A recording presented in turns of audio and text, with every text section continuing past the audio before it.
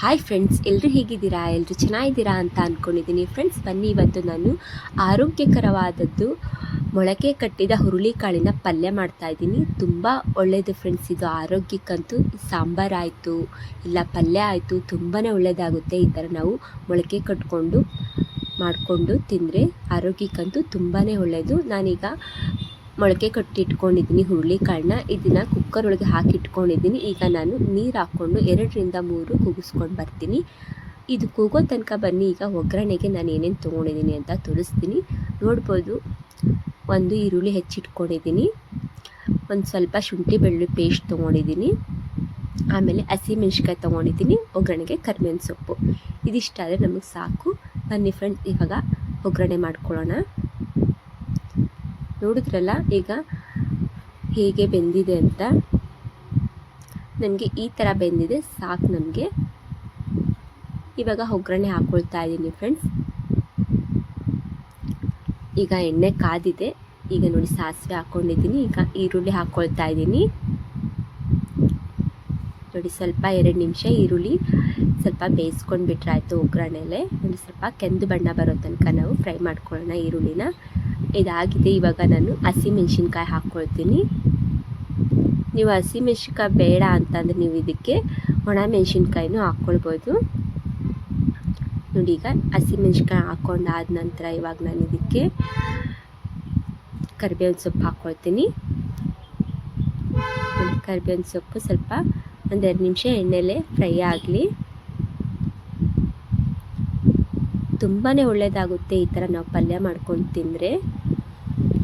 ನೋಡಿ, ಇವಾಗ ನಾನು ಇದಕ್ಕೆ ಶುಂಠಿ ಬೆಳ್ಳುಳ್ಳಿ ಪೇಸ್ಟ್ ಹಾಕ್ಕೊಳ್ತಾ ಇದ್ದೀನಿ.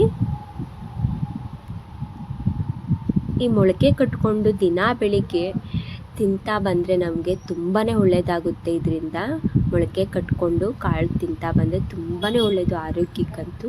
ಶುಗರ್ ಇರುತ್ತೆ ನೋಡಿ ಫ್ರೆಂಡ್ಸ್, ಶುಗರ್ ಇದ್ದವ್ರಿಗಂತೂ ತುಂಬಾ ಒಳ್ಳೆಯದಾಗುತ್ತೆ ಮೊಳಕೆ ಕೊಟ್ಟಿದ್ದು ಕಾಳುಗಳು ತಿಂತಾ ಬಂದರೆ ಹಸಿದು. ಇವಾಗ ನೋಡಿ, ನಾನೀಗ ಕೂಗಿಸಿಟ್ಕೊಂಡಿದ್ನಲ್ಲ ಹುರುಳಿಕಾಳನ್ನ, ಇದನ್ನೆಲ್ಲ ಒಗ್ಗರಣೆ ಒಳಗೆ ಹಾಕ್ಕೊಂಡು ಬಿಡ್ತೀನಿ. ಇದ್ರ ಸಾಂಬಾರು ತುಂಬಾ ಚೆನ್ನಾಗಿರುತ್ತೆ ಫ್ರೆಂಡ್ಸ್ ಇದು.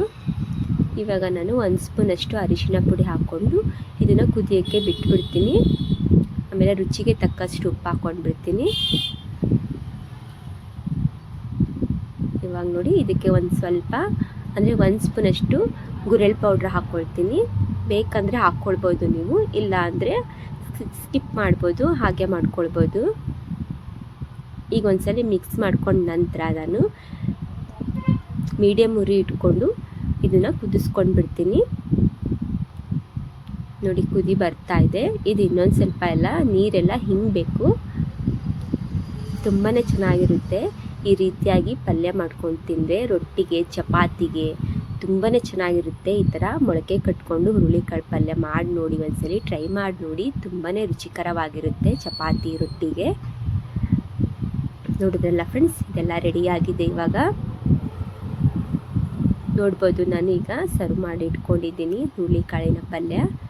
ನಾನಿವತ್ತು ರೊಟ್ಟಿ ಮಾಡಿ ಇಟ್ಕೊಂಡಿದ್ದೆ. ರೊಟ್ಟಿ ಜೊತೆಗೆ ನೋಡಿ ಹುರುಳಿಕಾಳು ಪಲ್ಯ ಹಾಕಿಟ್ಕೊಂಡಿದ್ದೀನಿ. ನೋಡಿದ್ರಲ್ಲ ಫ್ರೆಂಡ್ಸ್, ಇವತ್ತಿನ ವಿಡಿಯೋ ಇಷ್ಟ ಆಗಿದೆ ನಿಮಗೆ ಅಂತ ಅಂದ್ಕೊಂಡಿದ್ದೀನಿ. ಇಷ್ಟ ಆಗಿದರೆ ಪ್ಲೀಸ್ ಲೈಕ್ ಮಾಡಿ, ಕಮೆಂಟ್ ಮಾಡಿ, ಶೇರ್ ಮಾಡಿ. ಹಾಗೆ ಹೊಸಬ್ರು ಯಾರು ನೋಡ್ತಿದ್ದೀರಲ್ಲ ಪ್ಲೀಸ್ ಸಬ್ಸ್ಕ್ರೈಬ್ ಮಾಡ್ಕೊಂಡು ನೋಡಿ. ವಿಡಿಯೋ ಇಷ್ಟ ಆಯ್ತು ಅಂದರೆ ಲೈಕ್ ಮಾಡ್ಕೊಳ್ಳಿ, ಕಮೆಂಟ್ ಮಾಡಿ, ಶೇರ್ ಮಾಡಿ. ಮತ್ತೆ ನೆಕ್ಸ್ಟ್ ವಿಡಿಯೋದಲ್ಲಿ ಮತ್ತೆ ಬರ್ತೀನಿ. Thank you for the watching. Okay friends, okay, bye bye.